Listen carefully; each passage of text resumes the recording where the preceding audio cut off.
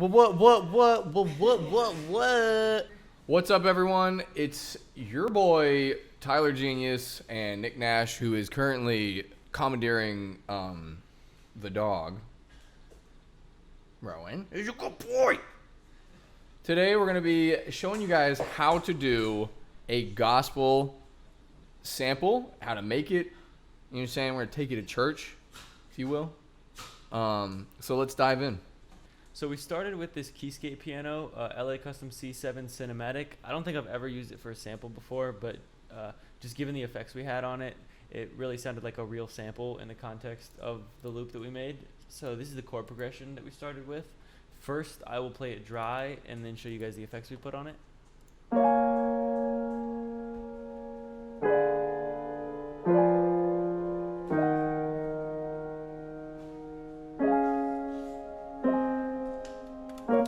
So yeah, it's a nice chord progression, and it resolves actually just without playing this last chord. So for the last two chords, it sounds like this.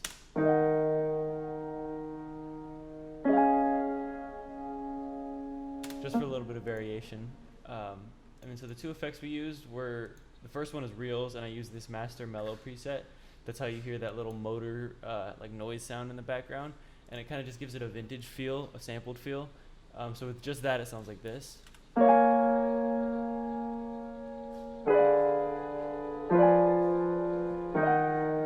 But that's still almost like too high quality for a sample that we wanted to sound like it came from a real sample from a 70s, 80s record or from a gospel choir.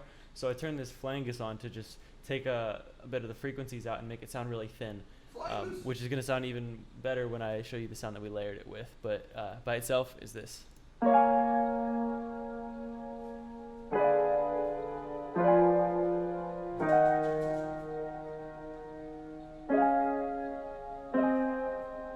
So yeah, in the context of the whole mix, that just sounds really good as like a pocketed, not background layer, but complement to the other sound we use playing the same chord progression. All right, so the next thing that we decided to add to this is the Nami pad. I don't know if you guys have seen the pattern, but Nami's in almost every single one of our loops. So we added this because you can't really do a gospel loop without electric piano, in my professional opinion. And this just hit the mark on the tonality that we wanted. It's literally the same exact chords. It's just a layer. It's good for texture, and it just adds that softness that you need to make it sound a little bit more vintage. So this is what it sounds like.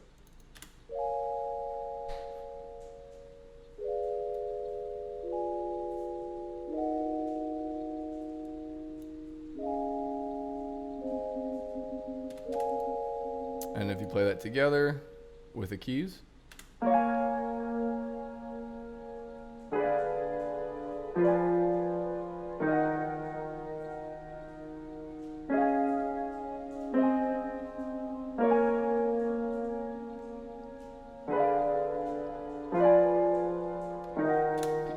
If you just spend a little bit on it and take a look at your loop from the outside, like, you'll be able to understand that not everything that you add needs to be in there. It's the elements that are in there that are most important, that actually add value to the loop, whether that's evoking emotion, creating some type of rhythm, or giving you a certain texture that just pulls something out of the loop. Like, those are three elements that are always good to look for. And if what you've put down doesn't do that, you need to ask if it's actually worth having in there or not. Okay, so with this sound, it really started to come together into the final loop that you'll hear at the end. The main part of making a gospel sample is obviously the gospel choirs that you're adding in. So we found this sound in Opus, East-West Opus. It's just one of the OO packs from the vocal samples in there, HBS OO. And I played some chords over top of these chords. They're actually not the exact same chords. I'm not sure of the theory behind it or anything, but all I know is that I just clicked it around, and eventually it sounded really good, in my opinion. So this is the MIDI for it, and this is what it sounds like all together with the piano and E-piano.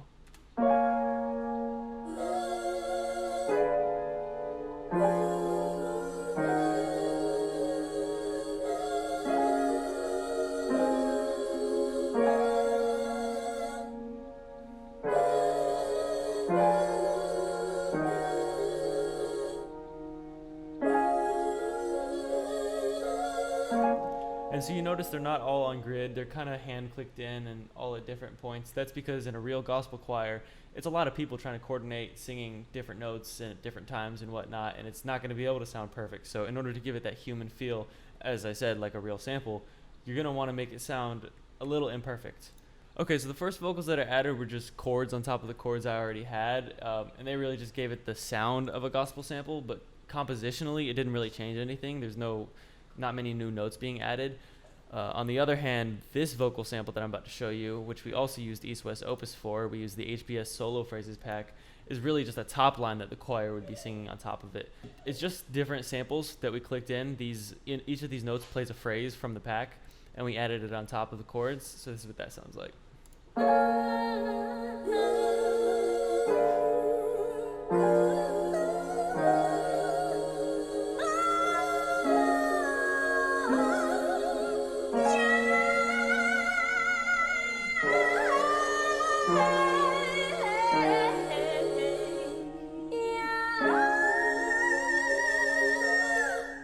I would really recommend anyone buying East West Opus. I mean, you can just hear them belting in the background. It just sounds so authentic and emotional, like a real gospel choir would sound like. All right, so the next thing that we decided to add was our bass. Ridiculously simple. It just follows the root notes. There's a reason why we did that, and that is because, again, there's so much texture going on. We just needed the foundation and the low end to be filled, so that's what we use this for. So this is what it sounds like soloed. What happened? You stopped recording it?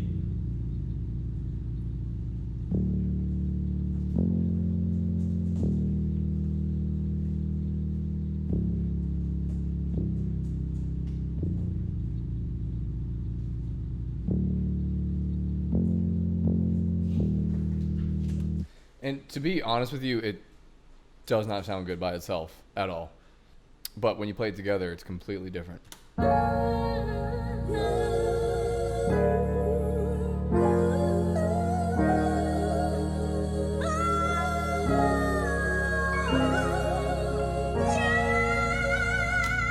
So it has a place to live when you put the whole loop together.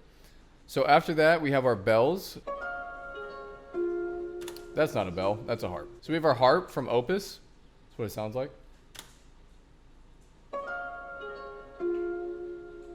And this is, to its core, just ear candy. They're embellishments, if you want to call it that. So this is what it sounds like all together.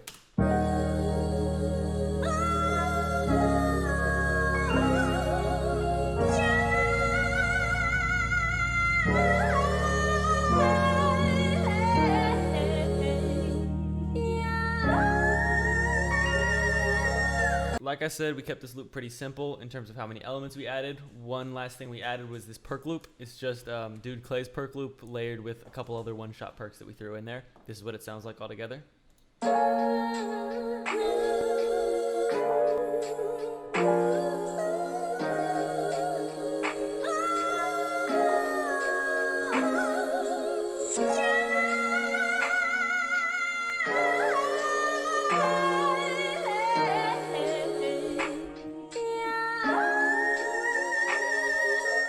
So that's going to be it for how to make a gospel choir sample. I'm going to leave you guys with the loop playing. I hope you guys enjoyed it, and let us know what type of samples you want to see us break down next. Thank you guys so much for watching.